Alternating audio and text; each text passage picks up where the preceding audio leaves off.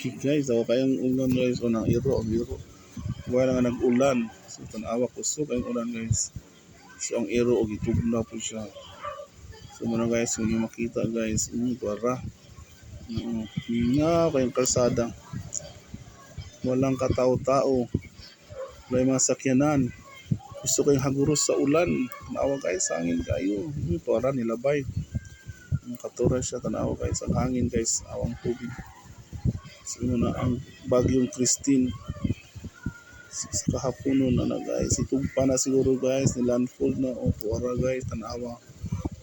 Tawa ang mga kahoy para sa suba o urang na white lady. Tuwara guys.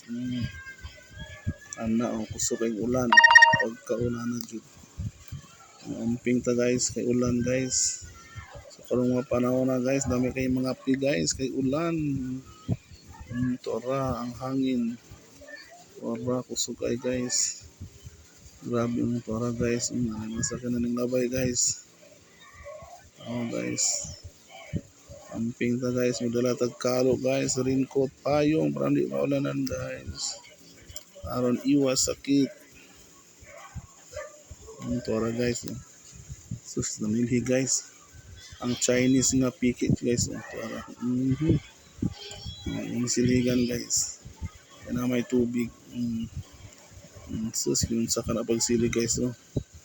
Kita na iya guys. Hapit guys. Tora. Bika pa dyan guys. Ang awa na guys. Sana na guys. Pastilan guys. Mga bunga sa ulan guys. Tarungan po diha pagkuhan. Limpyo. So limpyo sa guys. Kaya mag-meeting na diyon na guys. Limpyo ang area guys. Kaya mag-meeting. Muna siya ikuan guys. Muna siya Chinese nga piki. Hindi guys nakapang tubig. Kana silig tarong nagsilig. Makita guys no. May tinuluan sa ulan guys.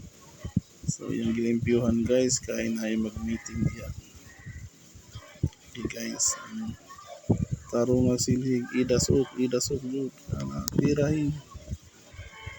Para ikulkom na ang banga guys para makaagi ang tubig. Balik na po siya guys. Sige siya balik guys. So paway na po siya. Pakbirahin na to na po guys.